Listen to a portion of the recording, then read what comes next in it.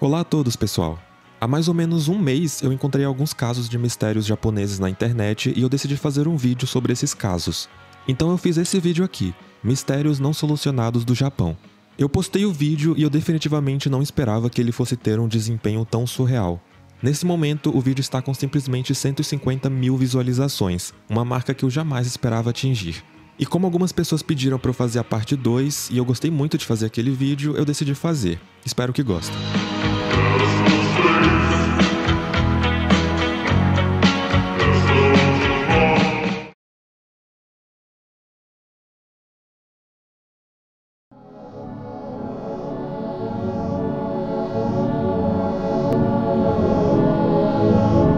A cidade de Tóquio, no Japão, é atualmente a região metropolitana mais populosa do mundo, com cerca de 37 milhões de pessoas. As ruas da cidade são muitas vezes cobertas pela multidão. Milhões de pessoas lotam os transportes públicos, os estabelecimentos comerciais, os aeroportos, e no meio de tantas pessoas, cada uma vivendo sua vida, seus sonhos e suas ambições, é praticamente impossível acompanhar tudo o que acontece numa metrópole como essa. E é claro que no meio desse mar de gente, muita coisa estranha iria acontecer. Só para se ter uma ideia, as estações de metrô da cidade de Tóquio transportam cerca de 6 milhões de passageiros por dia. Isso é quase o dobro do número de passageiros transportados diariamente nos metrôs de São Paulo.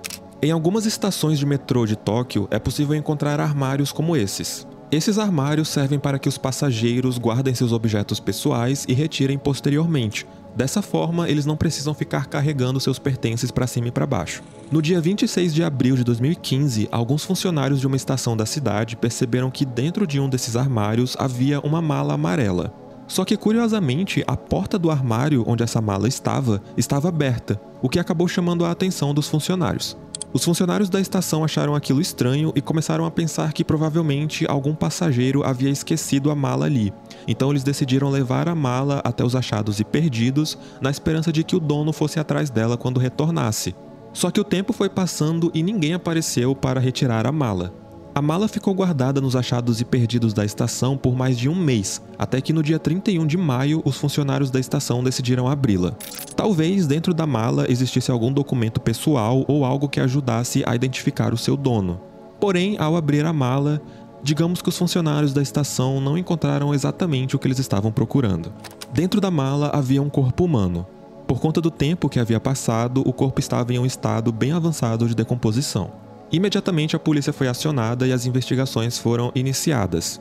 O objetivo era descobrir quem era a pessoa encontrada dentro da mala, o que aconteceu com ela e como ela foi parar ali. A polícia vasculhou o armário onde a mala foi encontrada, mas não havia nada ali que pudesse ajudar nas investigações. Além disso, como a mala já havia sido encontrada há mais de um mês, as imagens das câmeras de segurança já não estavam mais disponíveis, já que, de acordo com algumas fontes que eu li, as imagens ficavam disponíveis apenas por um pequeno período. Em seguida, elas eram substituídas pelas imagens mais novas. O corpo passou por análises de legistas e foi descoberto que se tratava de uma senhora, aparentemente com uma idade entre 70 e 90 anos. A mulher tinha uma baixa estatura com cerca de 1,40 m, o que permitiu que ela coubesse dentro da mala. O corpo da senhora estava vestido com um cardigan bege bastante desgastado e dentro da mala também foi encontrado um fone de ouvido preto e uma toalha. Essa toalha tinha uma estampa de um salão de beleza da cidade. A polícia foi até esse salão perguntar se alguém reconhecia a senhora, mas ninguém a reconheceu. Além disso, as análises também verificaram que a senhora estava com a maior parte de seus dentes faltando. No entanto, ela também tinha alguns dentes novos que haviam sido construídos há menos de 10 anos. As autoridades mostraram esses dentes para vários dentistas da cidade com o intuito de encontrar o dentista responsável por construir os dentes da mulher, na esperança de que esse dentista pudesse ajudar a identificá-la, mas nenhum dentista reconheceu aqueles dentes. Por fim, também foi constatado que não haviam sinais de agressões no corpo da mulher. Logo, a causa da morte ainda era incerta naquele momento. Aparentemente, a investigação havia esfriado, já que não havia nada na estação e nem no corpo da senhora que ajudasse de alguma forma a identificá-la e descobrir como ela foi parar sem vida dentro de uma mala na estação de metrô de Tóquio. A polícia decidiu fazer uma recriação do rosto da mulher e confeccionar alguns panfletos com o rosto dela. Esses panfletos foram espalhados pela cidade para tentar encontrar alguém que conhecesse a mulher, mas até o momento da gravação desse vídeo, ninguém a reconheceu, fazendo com que a identidade dessa senhora ainda seja um grande mistério. E quanto à causa da morte e o porquê ela foi encontrada dentro de uma mala, ainda é um tanto difícil afirmar, já que esse é um caso com pouquíssimas informações disponíveis. Porém, existem algumas teorias bem plausíveis na internet. Como foi constatado que não haviam sinais de agressões no corpo da senhora e ela já tinha uma idade mais avançada, era bem possível que ela tivesse falecido por causas naturais. Mas se esse for o caso, se a senhora realmente faleceu por causas naturais, o que explicaria ela ter sido abandonada dentro de uma mala na estação de metrô? Muitas pessoas apontaram a possibilidade de esse caso estar relacionado com fraudes de auxílios. Lá no Japão, assim como em muitos países, alguns indivíduos têm direito a receber auxílios financeiros do governo. Dentre esses indivíduos estão, por exemplo, idosos, principalmente idosos de baixa renda. Só que existe uma fraude envolvendo esses auxílios. A fraude funciona basicamente da seguinte forma: um idoso que recebe auxílio do governo vem a falecer, porém os seus parentes não relatam a sua morte. Logo, para o governo japonês, aquela pessoa ainda está viva e continua recebendo o auxílio do governo. Auxílio esse que é na verdade utilizado pelos familiares do falecido. É importante lembrar que esse tipo de fraude não é exatamente comum no Japão como algumas pessoas apontam, mas é fato que já foi registrada uma quantidade considerável desse tipo de fraude lá no país. Considerando que o corpo da senhora não continha sinais de agressão, é bem possível que ela tenha falecido por causas naturais, mas seus familiares não relataram a sua morte, para continuarem recebendo os benefícios. Mas de novo, isso é apenas uma teoria. E pelo que eu pesquisei, a polícia continua tentando identificar a mulher até hoje, mas a sua identidade jamais foi revelada, nem o motivo real dela ter sido abandonada na estação de metrô.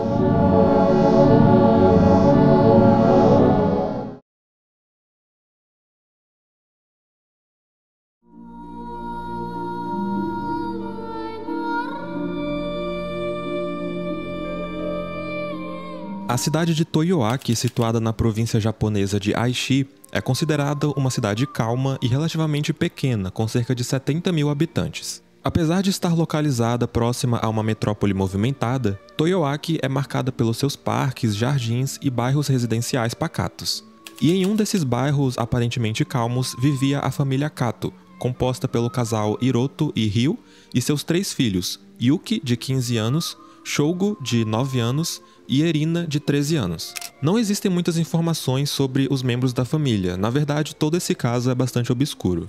Na madrugada do dia 9 de setembro de 2004, um incêndio foi registrado na casa da família. Os bombeiros foram acionados e rapidamente partiram em direção à residência para tentar conter as chamas, mas chegando lá eles perceberam que aquilo não era um incêndio doméstico comum.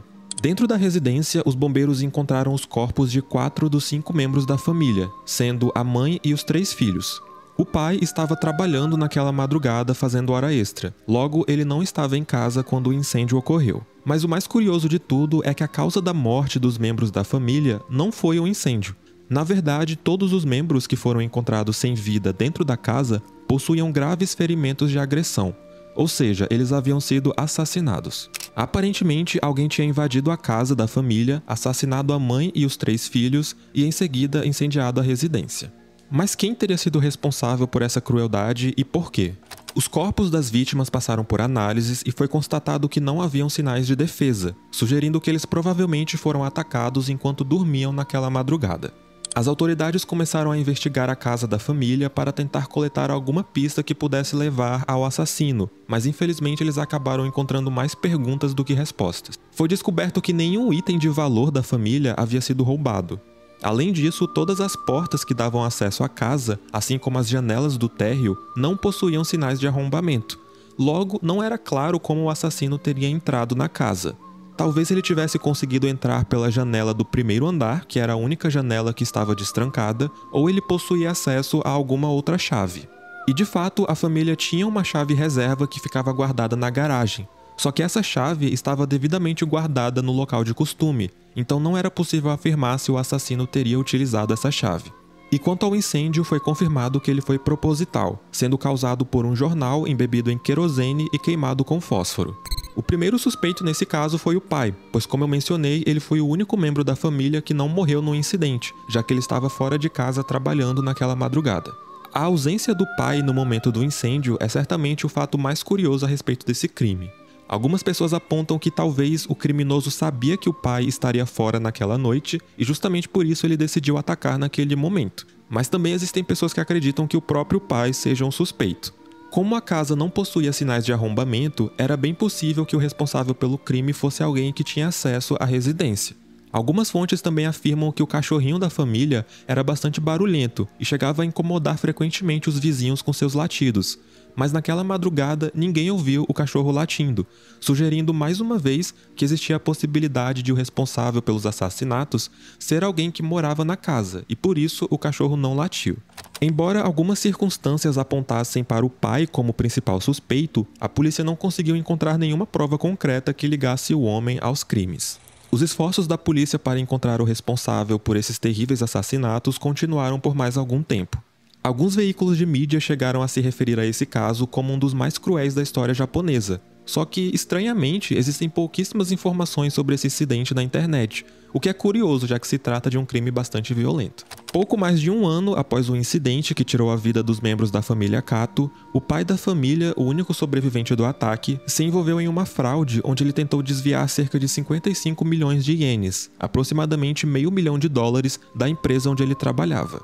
Por conta disso, ele passou 3 anos atrás das grades. Em 2006, cerca de 2 anos após o incêndio, a casa da família Kato foi demolida. E até hoje, a identidade do assassino responsável por essa crueldade, assim como seus motivos, permanecem um grande mistério.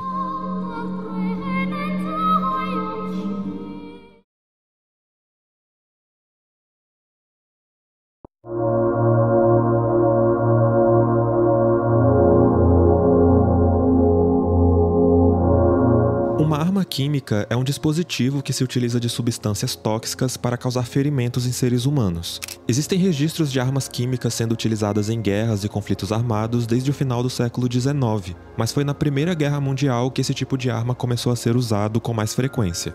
A partir de 1915, as forças alemãs utilizaram-se do gás cloro para atacar seus inimigos, por conta da capacidade que essa substância tinha de sufocar e incapacitar os oponentes. O gás cloro se mostrou como uma arma bastante poderosa nos campos de batalha, o que levou ao desenvolvimento de outras armas químicas, como o fosgênio e o infame gás mostarda. E outra substância que chegou a ser usada em armas químicas em alguns conflitos armados foi o gás sarin, um gás que afeta o sistema nervoso de quem entra em contato com ele, podendo causar paralisia e, em muitos casos, a morte. Na manhã do dia 20 de março de 1995, a cidade de Tóquio viveu um de seus mais terríveis incidentes, que é muito lembrado até os dias de hoje. Alguns trens do sistema de metrô da cidade foram atacados com gás sarin, causando a morte de 13 pessoas e ferindo gravemente outras 54. Posteriormente, foi descoberto que esse ataque foi planejado e executado por uma seita religiosa japonesa chamada Aum Shirinkyo.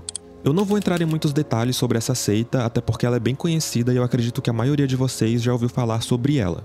Mas só para contextualizar, a Aum Shirinkyo foi uma seita e um culto religioso fundado no Japão no ano de 1984, pelo fundador e líder religioso Shoko Asahara. Só que o que mais chamava a atenção sobre essa seita é que os membros dela tinham algumas atitudes meio controversas. Como eu mencionei, eles foram responsáveis pelo ataque no metrô de Tóquio, mas antes disso o culto já se envolvia em polêmicas.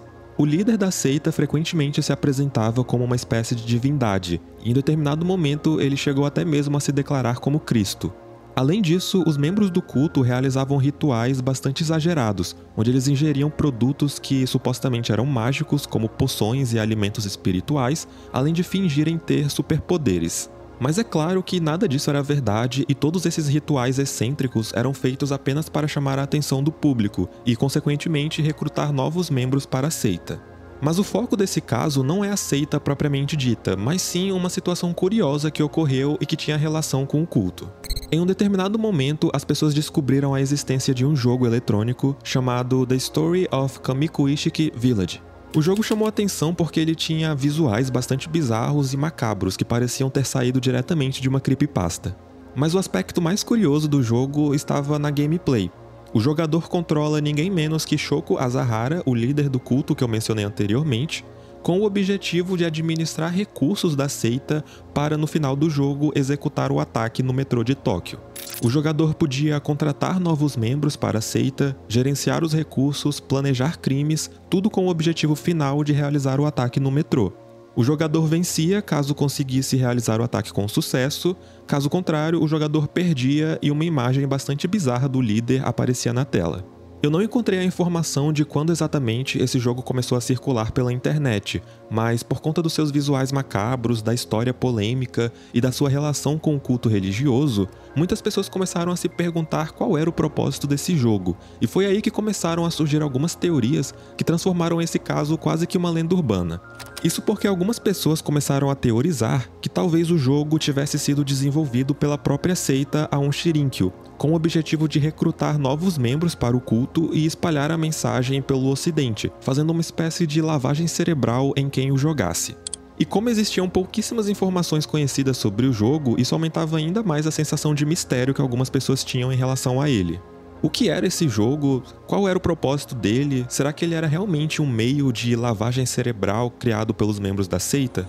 Durante muito tempo, o mistério perdurou e ninguém sabia qual era o real propósito desse jogo, nem mesmo quando ele tinha sido lançado, quem tinha feito ele, nem nada disso. E no meio desse mistério, as teorias de que o jogo havia sido criado pela seita para recrutar novos membros apenas ganhavam mais destaque. Porém, no ano de 2019, algumas coisas relacionadas a esse jogo foram descobertas que colocavam um fim nesse mistério. Tudo começou quando algumas pessoas descobriram que, em alguns momentos, o jogo não parecia exaltar as características do líder e nem do culto, mas sim parecia estar meio que zombando da seita. Assim, algumas pessoas passaram a acreditar que, na verdade, o jogo havia sido criado com o intuito de criticar e fazer meio que uma sátira sobre a Aum Shirinkyo. E essa teoria fazia muito sentido, porque lá no Japão a seita era muito mal vista por algumas pessoas, que tiravam sarro dos seus membros dizendo que eles eram apenas um bando de charlatões. E algum tempo depois, essa teoria foi confirmada, quando os programadores responsáveis pelo jogo foram encontrados. Takeshi Kanai e Koichi Kanazawa desenvolveram o jogo The Story of Kamikuishiki Village no ano de 1995 e lançaram o jogo para PC 98 naquele mesmo ano. Ambos os programadores confirmaram que o propósito do jogo era satirizar e zombar da seita. Logo, era possível concluir que o jogo não havia sido criado pelo grupo para fazer lavagem cerebral nas pessoas nem nada disso. Foi apenas um tipo de piada feita por dois garotos. Embora o mistério tenha sido solucionado, eu achei esse caso muito interessante e eu não podia deixar de falar sobre ele aqui no vídeo. Ainda mais considerando que o real propósito do jogo esteve desconhecido durante muito tempo, e muitas pessoas acreditavam ser um jogo feito pela própria seita.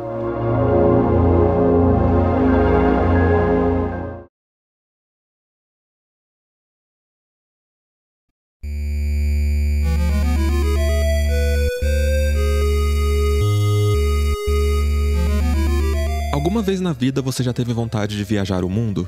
Para muitas pessoas isso parece um sonho, conhecer lugares diferentes, culturas interessantes e explorar pelo menos um pouco do que esse grande planeta azul tem a oferecer. Infelizmente, viajar o mundo não é uma tarefa fácil. Existem barreiras linguísticas, financeiras, burocráticas, mas mesmo assim, todos os dias alguns corajosos aventureiros saem de casa com um objetivo em mente: conhecer outro país.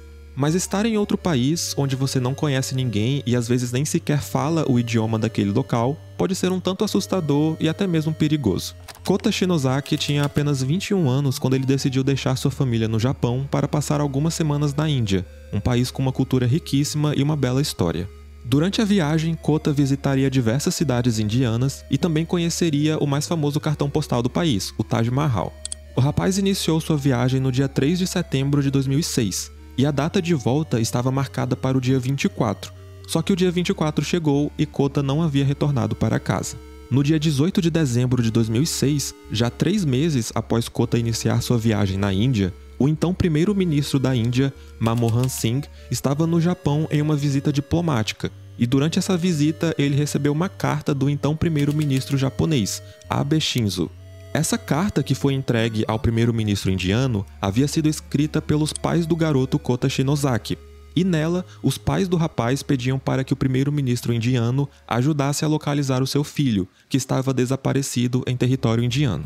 Autoridades da Índia, do Japão e até mesmo a mãe de Kota começaram a investigar o desaparecimento do rapaz. Foi descoberto que Kota adquiriu um pacote turístico em uma agência de viagens logo após chegar na Índia. Esse pacote incluía viagens para algumas cidades indianas, assim como visitas a pontos turísticos do país, incluindo o Taj Mahal. Foi constatado que o rapaz chegou a passar pelas cidades de Jaipur e Agra, e durante essas visitas ele foi acompanhado pelo motorista da agência de viagens e também por um guia que falava japonês. No dia 5 de setembro, 2 dias após Kota chegar em território indiano, ele fez uma visita ao Taj Mahal, e por volta das 5 horas da tarde, o motorista deixou Kota em um hotel na cidade de Agra. Existem registros de que Kota fez o check-in nesse hotel, porém na manhã seguinte, o motorista havia combinado de buscar o rapaz no hotel para que eles pudessem ir para a próxima cidade do roteiro, que seria a cidade de Varanasi. Só que na manhã seguinte, quando o motorista chegou no hotel, Kota não estava lá. No quarto dele, a cama estava arrumada, sugerindo que ele não havia dormido ali na noite anterior. Os pertences do rapaz haviam desaparecido, e de acordo com os registros do hotel, Kota havia feito o check-out. O motorista achou estranho quando descobriu que o rapaz não estava no hotel, mas nem o motorista e nem os funcionários do hotel reportaram o desaparecimento do rapaz. Quando os pais do garoto perceberam que ele havia desaparecido, eles entraram em contato com o Ministério de Relações Internacionais do Japão, que acionou a embaixada japonesa em Delhi. A embaixada japonesa reportou o desaparecimento de Kota na Índia e a polícia de Agra, onde o desaparecimento ocorreu, começou a investigar o caso. As informações sobre esse caso são bem escassas, então é muito difícil traçar uma linha do tempo e organizar as informações, mas de acordo com algumas fontes que eu encontrei, houve uma certa divergência entre os relatos dos funcionários do hotel e do motorista da agência de viagens. Alguns funcionários afirmaram terem visto Kota saindo do hotel com o motorista na noite em que ele desapareceu, mas o motorista inicialmente negou essa afirmação. Posteriormente, o motorista admitiu que foi até um restaurante com Kota na noite do dia 5, mas de acordo com o motorista, Kota deixou o restaurante por conta própria. Além disso, um funcionário do hotel confessou ter roubado dinheiro da bagagem do rapaz. Após o desaparecimento de Kota Shinozaki, a mãe dele, Eiko Shinozaki, foi até a Índia pelo menos 4 vezes com o intuito de descobrir alguma coisa sobre o paradeiro do seu filho, e também para implorar para as autoridades indianas e japonesas que a ajudassem, mas infelizmente, Kota Shinozaki nunca mais foi encontrado. Conforme eu apresentei, os pertences do rapaz haviam desaparecido e seu quarto estava arrumado. Logo, existia uma possibilidade de ele ter saído do hotel durante a noite, onde ele acabou desaparecendo. No entanto, existem algumas fontes que afirmam que a polícia de Agra estaria trabalhando com a possibilidade de o rapaz ter sido sequestrado. E como eu disse anteriormente, existem muitas discrepâncias nos relatos fornecidos pelos funcionários do hotel e pelo motorista, o que também contribui para a possibilidade de alguém ter feito algo contra o rapaz.